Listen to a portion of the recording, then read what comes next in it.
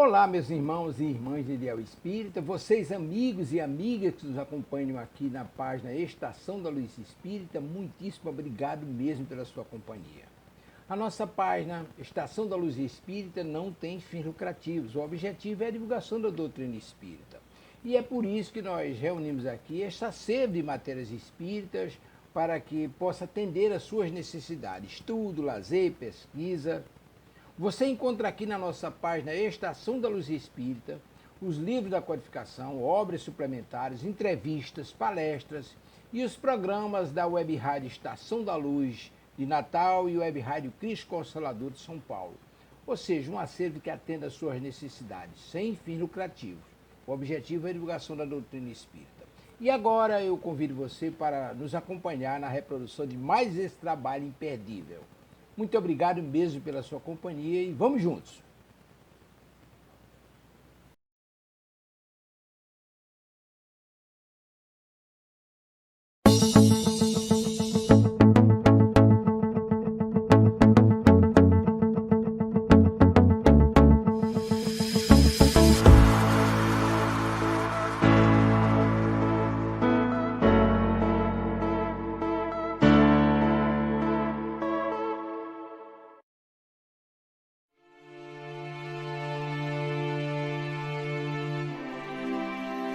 Sob as bênçãos de Jesus, iniciamos o Evangelho em Espírito e Verdade, trazendo os ensinos do Cristo de Deus através da imortalidade da alma, da vida futura e da reencarnação, apresentados pela doutrina espírita conforme a codificação de Allan Kardec, sob a orientação do Espírito da Verdade, para o estabelecimento do mundo de regeneração através da vivência do amor e do bem.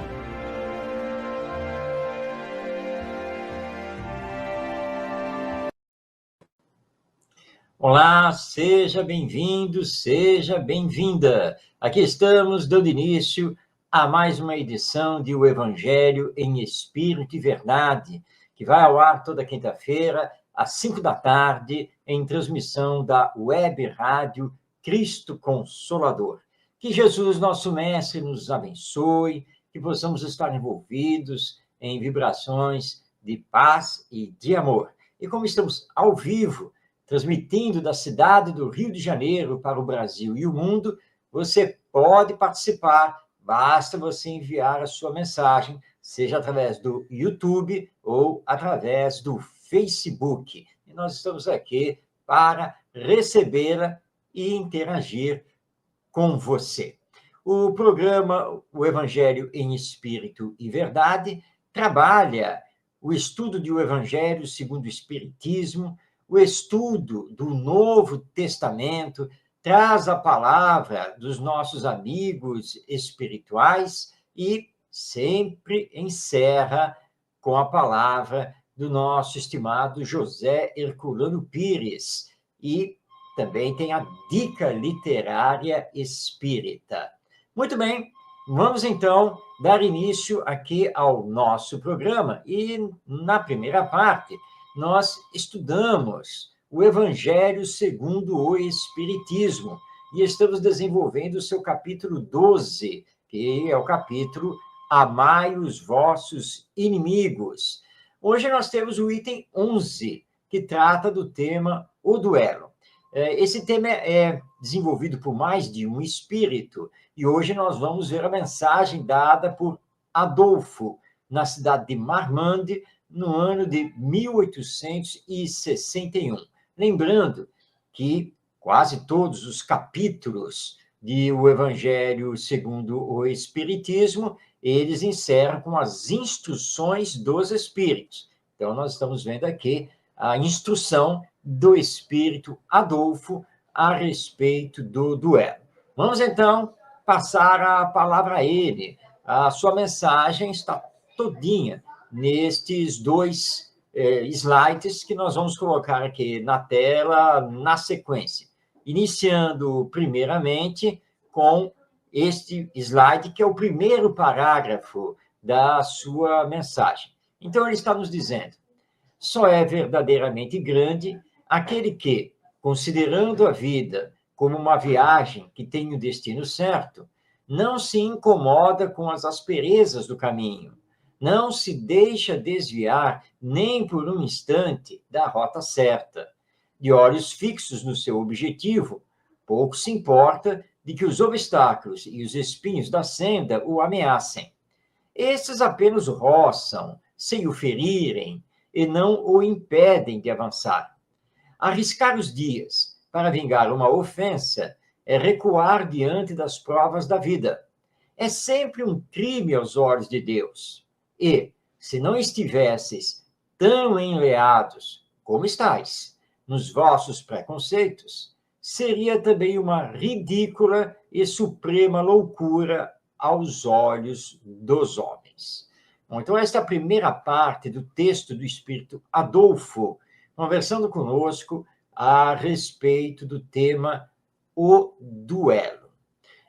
Este texto é lá da metade do século XIX. Naquela época, o duelo entre duas pessoas, fosse através da espada, fosse através das armas de fogo, já era proibido por lei.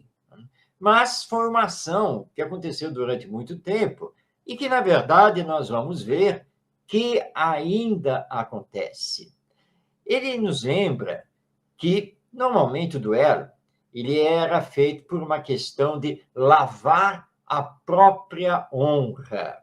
Mas ele lembra aqui que só é verdadeiramente grande a pessoa que não se incomoda com os problemas que encontra no caminho, ou seja, na convivência humana durante a sua encarnação, e que não se deixa desviar, que se mantém na sua rota, que é a de se melhorar moralmente, a de se espiritualizar. E que, portanto, essas questões de honra nada significam para ele. E as dores, os sofrimentos, enfim, tudo é perfeitamente superável. E ele não se deixa ferir, não se deixa incomodar por essas coisas. Alguém falou mal dela? Que importa? Todos têm o direito de falar o que pensam, mas perante a lei divina vão arcar com as consequências. Então, nós não temos que nos preocupar com ofensas que recebamos, nada disso. E vingar uma ofensa, é o que o nosso Adolfo está lembrando aqui, é recuar diante das provas da vida. É não saber utilizar a compreensão, a tolerância, a paciência, a prece, e é não devolver o mal com o bem, que é a lição do nosso Mestre Jesus. Quando alguém nos faz o mal, nós devemos devolver esse mal com a prática do bem. E deixar que a justiça divina, que é perfeita, funcione no seu devido tempo, sem nenhum tipo de desejo de vingança. Porque a vingança é um vício moral terrível, baseado no orgulho, o famoso orgulho ferido. E nós sabemos muito bem o que o orgulho ferido e a vingança provocam, os males que acabam realizando. E perante a lei divina, desejar se vingar, promover uma vingança, é um crime.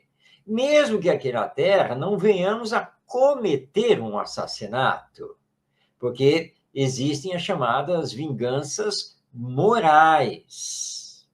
Hoje, então, com as redes sociais, isso é muito utilizado, onde fazemos postagens que vão espalhar notícias falsas, calúnias e assim por diante, que estão, sim, atingindo o outro ou os outros. E ele lembra no final aqui da mensagem que o nosso grande problema, por causa do orgulho, é que nós estamos enleados, enredados, presos a preconceitos. Daí, porque às vezes cometemos verdadeiras loucuras, só porque nos consideramos ofendidos. E aí, acabamos procurando essa vingança. Continua no seu texto o Adolfo, ele nos diz: é criminoso o homicídio por duelo, o que a vossa própria legislação reconhece. Ninguém tem o direito, em caso algum, de atentar contra a vida de seu semelhante. Isso é um crime aos olhos de Deus, que vos determinou a linha de conduta. Nisto, mais que em qualquer outra coisa, sois juízes em causa própria. Lembrai-vos de que vos será perdoado segundo tiverdes perdoado. Pelo perdão, vos aproximais da divindade, porque a clemência é irmã do poder. Enquanto uma gota de sangue correr na terra pelas mãos dos homens, o verdadeiro reino de Deus ainda não terá chegado. Esse reino de pacificação e de amor, que deve banir para sempre do vosso globo a animosidade, a discórdia e a guerra. Então, a palavra duelo não mais existirá na vossa língua, senão como uma longínqua e vaga recordação do passado. Os homens não admitirão entre eles outro antagonismo, que a nobre rivalidade do bem. Muito bem, então está aqui o espírito Adolfo, lembrando para nós, lá no capítulo 12 do Evangelho segundo o Espiritismo, que ninguém, em nenhum caso, tem o direito de atentar contra a vida de seu semelhante, de seu próximo. Então, não existe perante a lei divina justificativa para a vingança. Não existe justificativa para o duelo. Perante a lei divina, não há atenuante.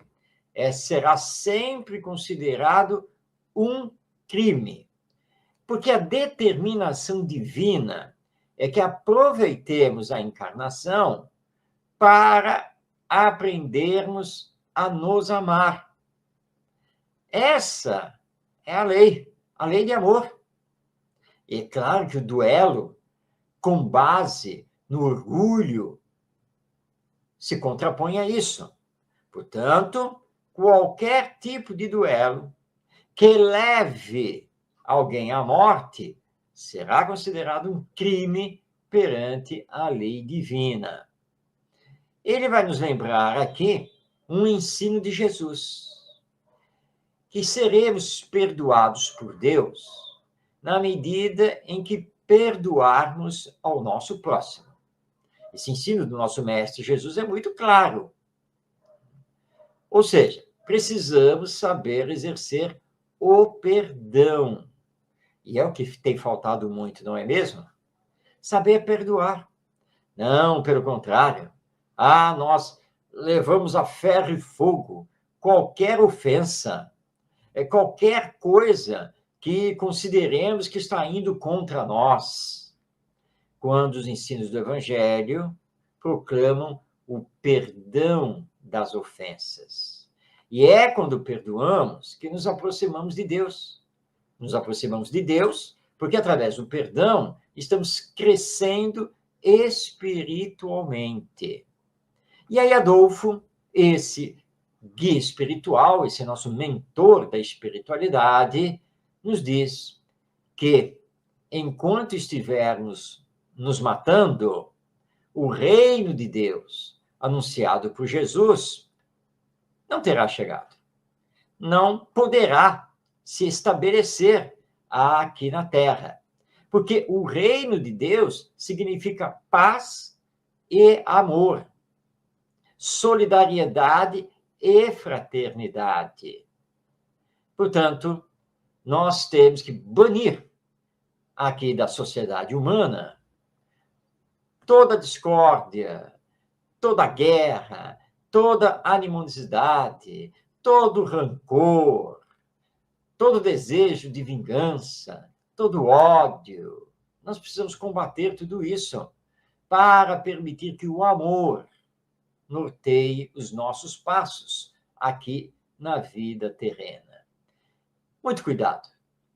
Nós, hoje em dia, podemos não estar empunhando armas e marcando para determinado dia e horário um encontro com poucas testemunhas para sacarmos as armas e ver quem mata e quem sobrevive. Mas estamos duelando por outros meios, porque ainda cultivamos o orgulho, ainda cultivamos a mágoa, o remorso, o desejo de vingança, e utilizando outros meios, inclusive esses com os armamentos, mas também o das redes sociais e assim por diante. Para estabelecermos o reino de Deus aqui na Terra, temos que superar tudo isso. E para superar, é preciso perdoar e amar. Assim, então, nós estudamos hoje do capítulo 12 do Evangelho segundo o Espiritismo, seu item 11, a mensagem O Duelo, dada pelo Espírito Adolfo, na cidade de Marmande, no ano de 1861, e fica aqui o convite para que você esteja conosco na próxima semana, dando continuidade ao estudo do Evangelho segundo o Espiritismo. Mas agora iniciamos a segunda parte do nosso programa, e ela é baseada no livro O Espírito do Cristianismo, autoria de Caibar de Souza Schutel, publicação da casa editora O Clarim. Schutel, desta obra, estuda diversas passagens do Novo Testamento, explicando-as à luz do Espiritismo. Hoje, nós vamos ter o capítulo 26, Ação Decisiva de Jesus. Caibar Schutel sempre transcreve primeiro a passagem que se encontra no Novo Testamento e, em seguida, ele faz a análise espírita dessa passagem. Então, vamos lá. Hoje, ele está nos reservando do Evangelho segundo Lucas, o capítulo 13, os versículos 31 a 35. Eles estão aí na tela. Vamos à leitura. Naquela mesma hora, alguns fariseus vieram dizer-lhe: retira-te daqui, porque Herodes quer tirar-te a vida. Respondeu-lhes Jesus: ide dizer a esse raposo que hoje e amanhã expulso os demônios e faço curas, e no terceiro dia serei consumado. Importa, contudo, caminhar hoje, amanhã e depois de amanhã, porque não convém que um profeta pereça fora de Jerusalém. Jerusalém, Jerusalém, que matas os profetas e apedrejas os que te são enviados. Então, esta é a passagem destacada por Caibar Schutel, no capítulo 26 do seu livro O Espírito do Cristianismo. Vamos, então, agora passar a palavra a ele, Caibar Schutel, para que possamos, então, acompanhar o seu pensamento. Está o livro em mãos. Vamos ler aqui, então, o que Caibar Schutel comenta, explicando esta passagem. Ele, então, está aqui nos dizendo: a ação de Jesus foi profícua, porque foi decisiva. De todos os grandes missionários que têm baixado ao mundo, nenhum como ele soube reunir o amor à coragem, a humildade, a humildade à altivez, a altivez à tolerância ao cumprimento do dever. A sua figura, em todas as conjunturas da vida, é extraordinária. Por isso, a sua doutrina é um monumento eterno, destinado a abrigar todas as almas e conduzi-las, de estágio em estágio, às múltiplas moradas da casa do Pai. Continua Caiba Schutter. Injuriado, caluniado, ameaçado, agredido, vilipendiado, o mestre, com a mesma serenidade com que proclamava às multidões a sua palavra redentora, enfrentava os seus terríveis adversários, exemplificando assim a sua sentença: não temais os que matam o corpo e nada mais podem fazer, confirmando assim que a vida não está na carne, mas sim no espírito, e que sem a carne também podemos agir sem que as potestades e dominações terrestres nos prejudiquem ou nos atinjam.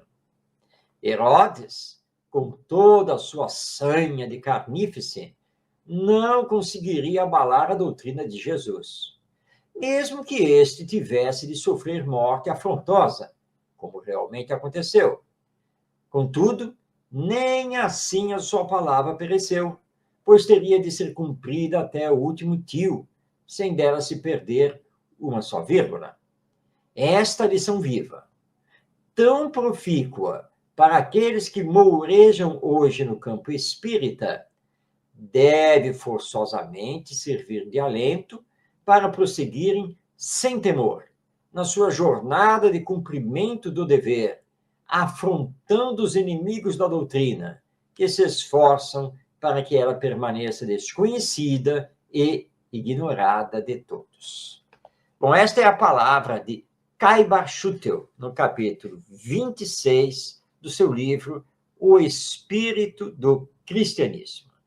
Na passagem que está no Evangelho de Lucas, Jesus é advertido para se retirar de onde ele estava, porque Herodes, que era, na época, o rei dos judeus, assim proclamado pelo Império Romano, estava perseguindo-o e queria matá-lo. Herodes representava o povo judeu, principalmente os fariseus, que eram os religiosos que dominavam toda Israel. E ele, então, Jesus, responde que iria continuar a trabalhar no primeiro dia, no segundo dia, no terceiro dia, porque era necessário trabalhar até que ele fosse consumado no ato final, que foi o da crucificação, da sua morte. E ele, então, de Jerusalém, ó Jerusalém, que matas e apedrejas os teus profetas. E ele anuncia que, sendo considerado pelo povo como um profeta de Deus, ele teria que perecer em Jerusalém. E é, de fato, o que vai depois acontecer.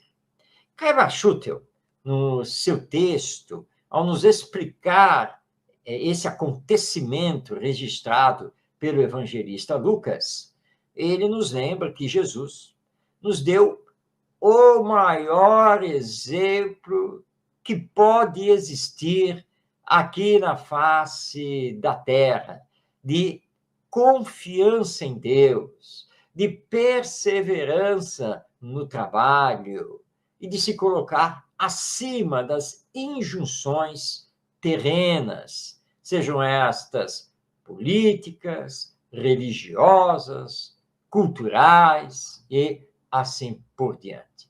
Porque Jesus tudo enfrentou, e ele não deixou de ser perseguido, e o foi muito, não deixou de ser caluniado, não deixou de ser interrogado maliciosamente tantas e tantas vezes, não deixou de ser expulso de onde estava, por não acreditarem na palavra dele, nem nos seus feitos, que muitos consideram como milagres, mas que nós espíritas sabemos que todos eles estavam sempre dentro do que rege a lei divina. E Jesus, diante das incompreensões, diante de tudo, ele prosseguiu. Intimorato, semeando a boa nova, curando, ensinando o tempo todo. E foi, de fato, o príncipe da paz.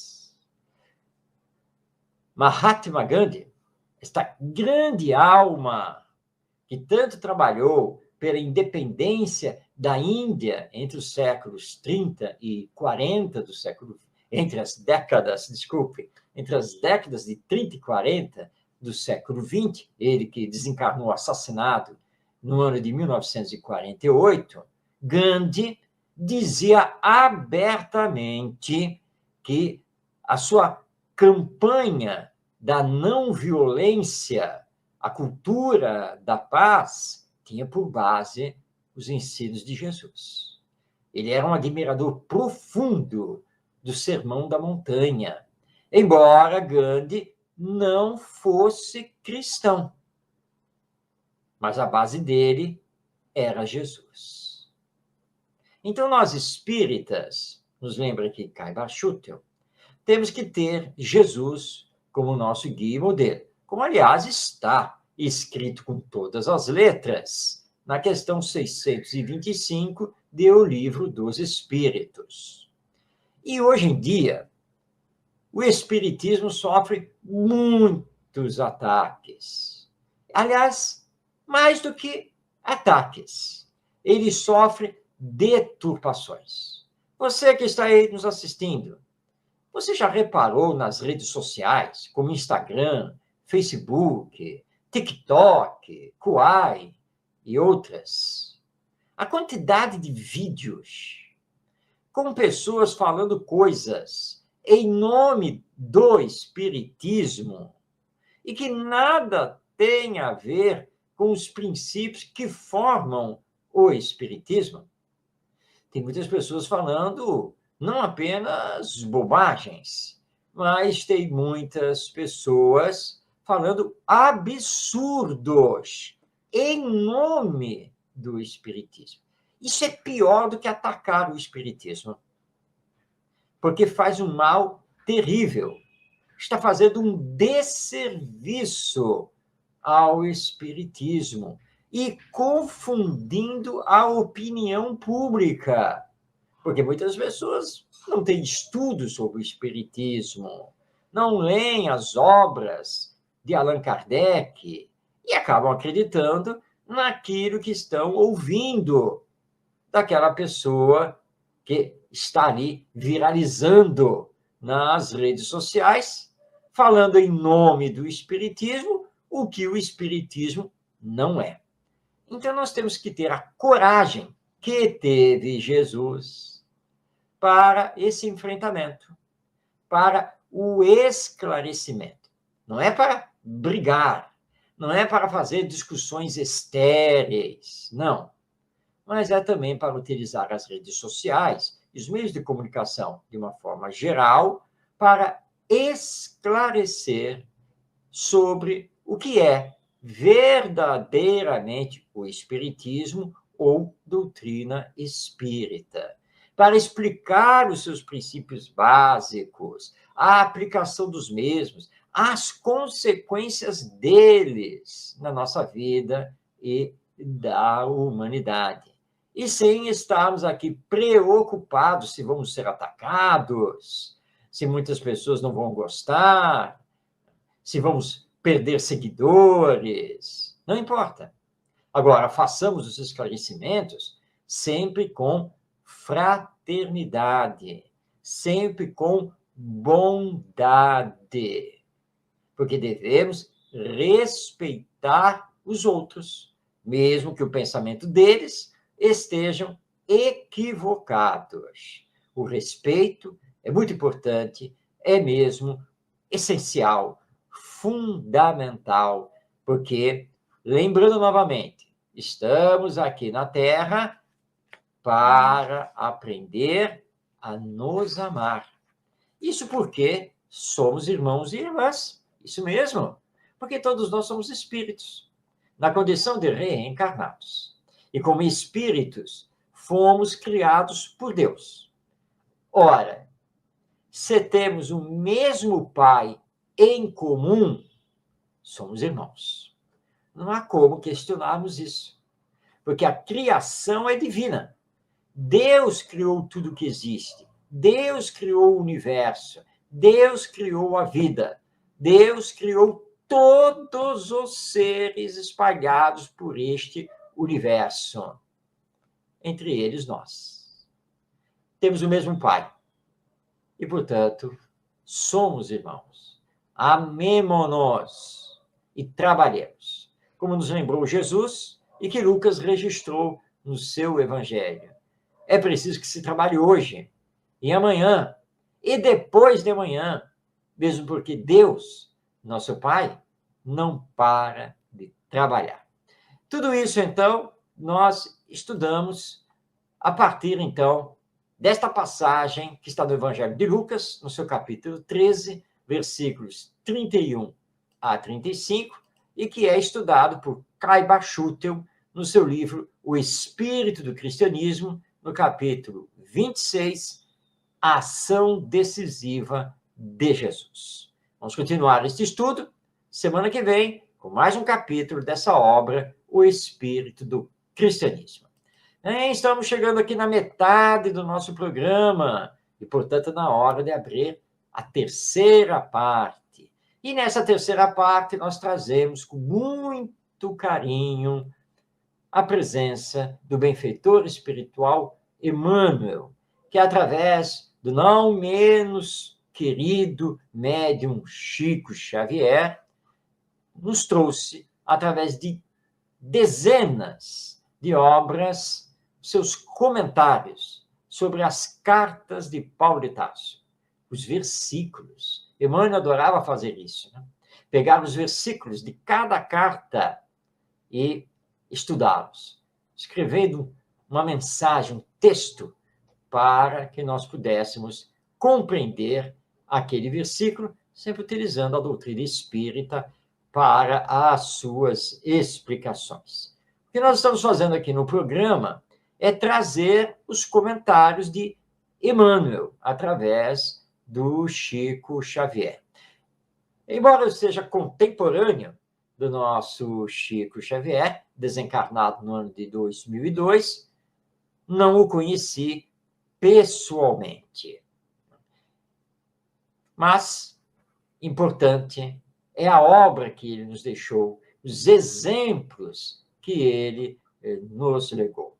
E nós estamos, então, estudando a carta que Paulo de Tarso escreveu à Igreja de Roma. Lembrando que, naquela época, igreja significava comunidade, assembleia, reunião de adeptos da doutrina, que, no caso, que estava surgindo, que era o cristianismo.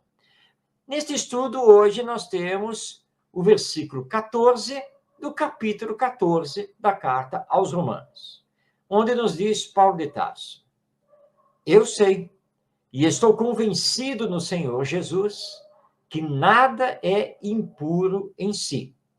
Alguma coisa só é impura para quem a considera impura.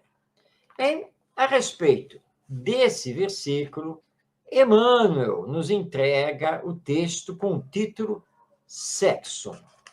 Esse texto está originalmente publicado no livro Pão Nosso, no seu capítulo 94.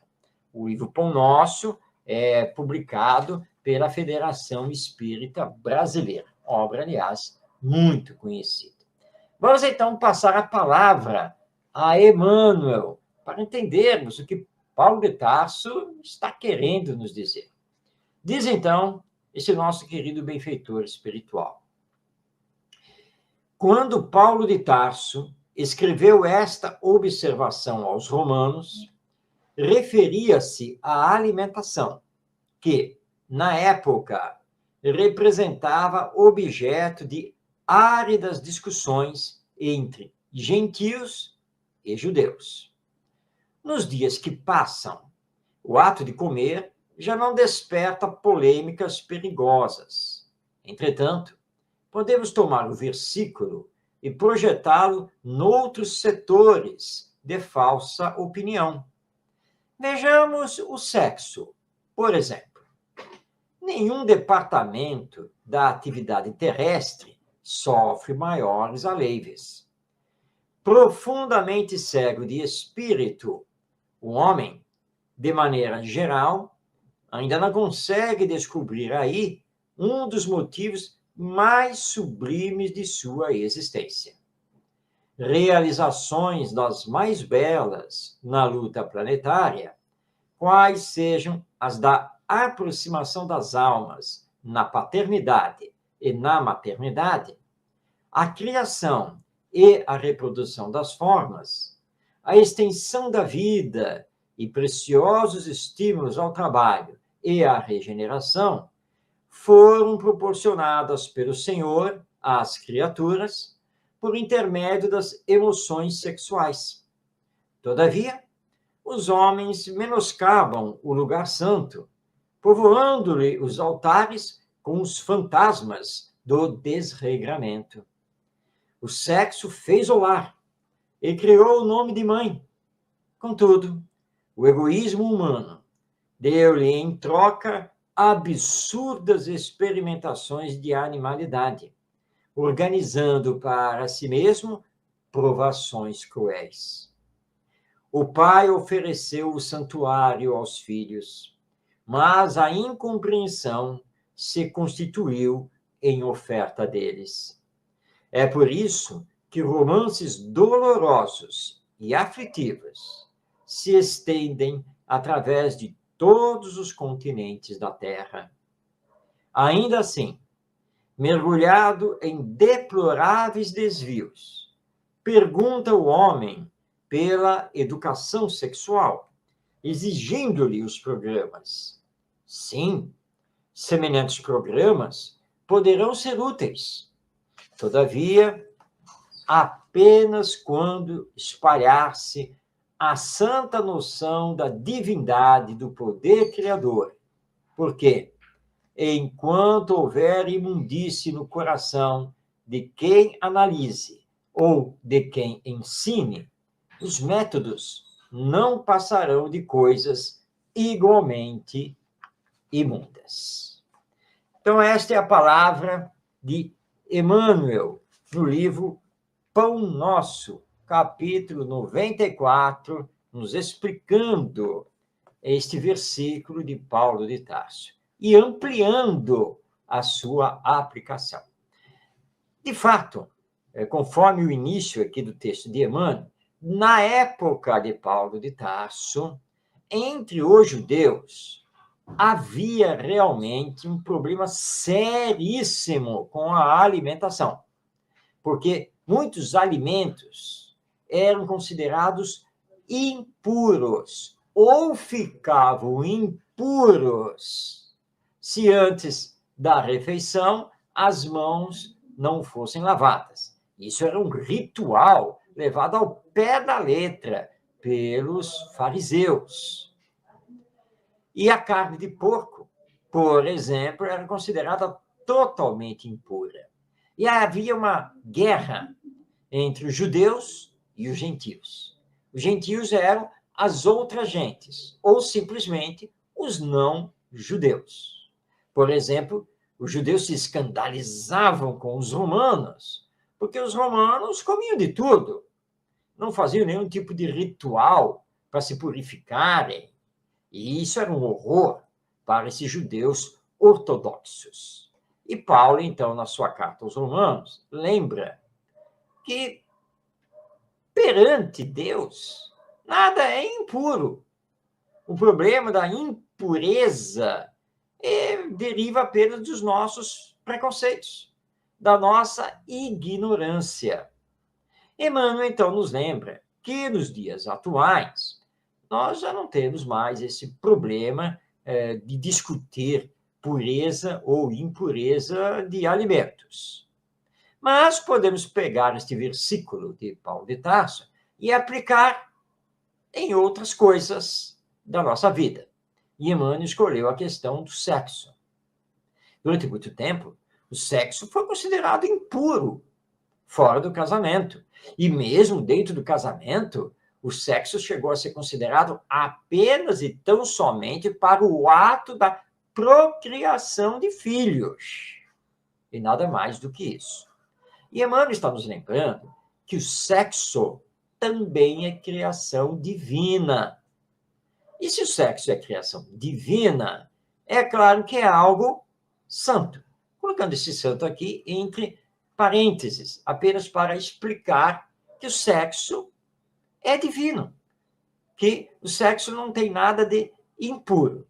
Mas o problema, como nos lembra Emmanuel, é que nós, moralmente imperfeitos, nós é que criamos problemas com o sexo. E o vilipendiamos, o rebaixamos, o animalizamos. É isso o que aconteceu ao longo de muito tempo e continua a acontecer hoje. Quem acompanha as notícias, quem acompanha as redes sociais, sabe muito bem que as pessoas famosas, sejam artistas, sejam influenciadores digitais e etc., vivem ligados a escândalos. Esportistas, atletas, enfim. As nossas mídias de comunicação e as redes sociais estão o tempo todo trazendo escândalos no campo da sexualidade. E sabemos de muitas pessoas que vivem apenas pelo sexo. Nada mais. Como se vivessem apenas pelo instinto e fossem animais que precisam satisfazer o tempo todo os seus impulsos sexuais. Mas nós somos espíritos que estamos na caminhada da perfeição. Nós somos individualidades com inteligência, com raciocínio, sabemos pensar, temos a força de vontade e, portanto, podemos perfeitamente controlar os nossos impulsos, que devem ser sublimados. Então, o sexo, a sexualidade, não tem nada de impuro. É divino. Mas nós precisamos nos espiritualizar. Por isso, no final do seu texto, Emmanuel nos lembra da necessidade de fazermos isso. Quando ele fala dos programas para educação do sexo, educação da sexualidade, ele nos lembra que esses programas podem até ser úteis, mas apenas serão úteis quando aqueles que devem estudar e ensinar tenham noções da divindade, tenham noções da sexualidade como um atributo do espírito para a criação do bem e do belo. Porque senão nós vamos ter professores, orientadores que continuarão a conspurcar o sexo numa visão distorcida do mesmo. Portanto, a impureza em todos os campos culturais e de ação humana só existe no nosso coração e na nossa mente. Nada é impuro, porque tudo provém de Deus. Esse ensino do Espiritismo é muito claro. Deus é a causa primária de todas as coisas. Deus é a inteligência suprema do universo. Deus é o Criador de tudo o que existe. E Deus é a bondade suprema, o amor infinito. Nada, absolutamente nada que saia de Deus pode ser impuro. Portanto, nem os alimentos, que era a discussão na época de Jesus, na época de Paulo de Tarso, nem o sexo, nem coisa alguma. Nós é que temos que superar isso, sublimando-nos, realizando a nossa moralização e espiritualização. Então, nós estudamos hoje o versículo 14 do capítulo 14 da carta de Paulo de Tarso aos Romanos, acompanhando, então, o pensamento do benfeitor espiritual Emmanuel através do médium Chico Xavier no livro Pão Nosso. Já vamos deixar aqui o convite para que você esteja conosco na próxima semana para continuarmos a estudar a carta de Paulo de Tarso aos Romanos. Bem, agora está na hora da nossa dica literária espírita. E nós vamos continuar com Emmanuel. Está aí na tela a nossa dica, que é o livro Urgência.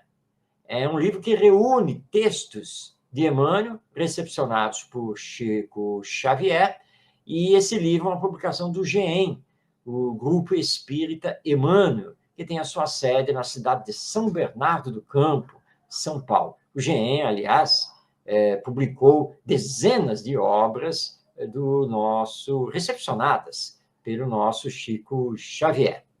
Urgência.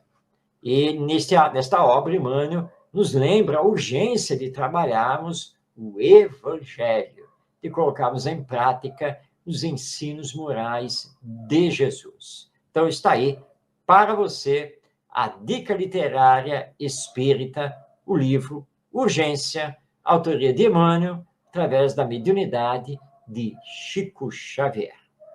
Bem, vamos entrar agora na quarta e última parte do nosso programa, quando cedemos a palavra a José Herculano Pires. É uma homenagem a este grande trabalhador do Espiritismo, que foi muito amigo de Chico Xavier, que escreveu dezenas de livros, escreveu muito para a imprensa espírita e também para a imprensa não espírita, porque ele manteve durante muitos anos uma coluna no Jornal Diário de São Paulo. Esse jornal não existe mais, mas era dos Diários Associados e foi um jornal muito famoso. E ele, então, também radialista, fez o programa No Limiar do Amanhã, na década de 1970. O programa durou aproximadamente 3 anos e meio, sendo encerrado no ano de 1974. Herculano Pires, no final do programa, sempre comentava uma passagem do Novo Testamento. E essa passagem do Novo Testamento ele não estudava. É isso mesmo. Era no improviso. Lá no estúdio, porque o programa era ao vivo, aos sábados à noite, o apresentador do programa simplesmente abria o Novo Testamento e lia onde caía. Ele fazia a leitura daquele trecho e Herculano Pires, ali, na hora, fazia o comentário, sempre utilizando a base dos princípios da doutrina espírita. A editora Paideia, que é uma editora que foi fundada por Herculano Pires, transcreveu todos esses comentários e eles se encontram no livro que está aí na tela, O Evangelho de Jesus em Espírito e Verdade. E a Fundação Herculano Pires conseguiu resgatar os áudios do programa No Limiar do Amanhã. E ao fazer esse resgate, publicou os áudios, nós pudemos baixá-los, editá-los para trazer aqui para o programa apenas e tão somente os comentários de Herculano Pires sobre o Evangelho. Hoje, então, nós temos mais um comentário na voz marcante de José Herculano Pires. O O Evangelho do Cristo em espírito e verdade. Não espere sermão. Vamos apenas dar uma explicação. Aberto o Evangelho ao acaso, encontramos o seguinte: aos Romanos, capítulo 8, versículos 31 a 33. Que diremos, pois, à vista destas coisas? Se Deus é por nós, quem será contra nós? Aquele que não poupou a seu próprio Filho, mas por todos nós o entregou, como não nos dará também com ele todas as coisas? Quem formará acusação contra os escolhidos de Deus? É Deus quem os justifica.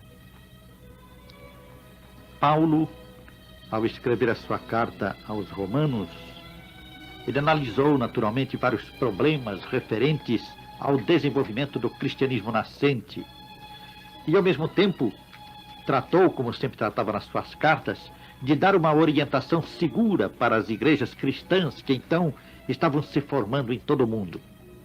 E quando falamos de igrejas cristãs, é bom lembrar que a palavra igreja significa simplesmente assembleia, reunião de pessoas conjugadas no mesmo interesse religioso.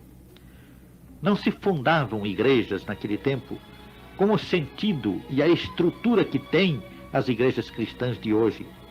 As igrejas primitivas eram reuniões simples de pessoas que humildemente se aglutinavam, por assim dizer, numa sociedade e escolhiam um local determinado para realizarem os seus cultos. Ora, sendo assim, Paulo procurava incentivar o desenvolvimento destas comunidades cristãs, a fim de que o cristianismo pudesse semear-se no mundo, esparramar-se na terra, levando a mensagem do Evangelho a todos os corações e transformando aquele mundo bárbaro em que o Cristo nasceu, um mundo dominado pela violência, pela ambição desmedida, pela vaidade, pelo orgulho dos homens, transformar este mundo num mundo melhor, um mundo mais humano, em que a gente pudesse viver de acordo com os princípios evangélicos. E por isso, Paulo, neste trecho, como vemos, ele acentua a importância de considerarmos que Deus nos concedeu tudo o que é necessário para que nós façamos essa transformação da terra, chegando mesmo a nos mandar o seu Filho, que no caso é Jesus, o seu Filho que havia atingido os mais altos planos da evolução. Porque, na verdade, como o próprio Paulo nos explica em outras epístolas, nós todos somos filhos de Deus. Jesus não era, por assim dizer, um filho privilegiado. A expressão, por exemplo, filho unigênito de Deus, que nós encontramos nas Escrituras e em certos textos antigos, é uma expressão que não corresponde à verdade do ensino do próprio Cristo e do próprio apóstolo Paulo. Unigênito seria o filho único de Deus. Não. Ele é apenas o filho que no processo evolutivo atingiu um plano superior e tornou-se capaz de vir auxiliar os demais filhos de Deus na terra.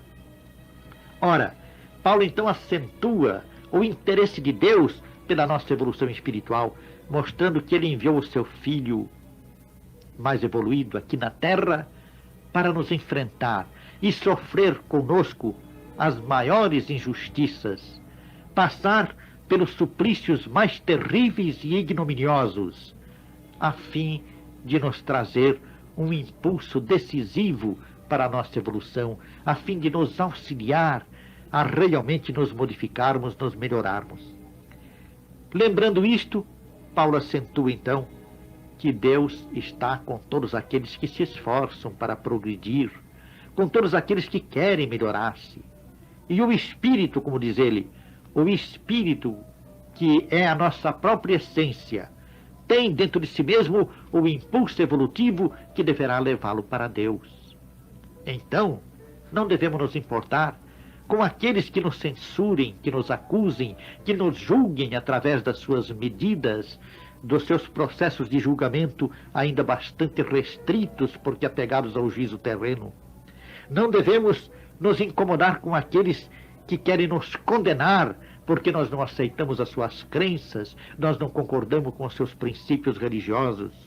O que devemos fazer é confiar em Deus e prosseguir na nossa evolução. Pouco importam os murmúrios, pouco importam as alegações contrárias a nós, feitas pelos homens. O que nós temos de fazer é confiar naquele Deus que, se nos concedeu a própria vinda de Jesus à terra, sacrificando-se em nosso favor, também nos concederá tudo mais que necessitarmos para a nossa evolução espiritual. É assim que nós poderemos compreender o ensino permanente de Paulo, no sentido de termos fé em Deus. Fé naquele Deus que nos provou o seu interesse por nós, o seu desejo de nos orientar, a sua constância em nos auxiliar sempre nos caminhos do bem. E assim, acreditando, nós poderemos marchar tranquilos em direção a Deus. Bem, assim chegamos ao final de O Evangelho em Espírito e Verdade. Um grande abraço a você, paz no seu coração e até semana que vem.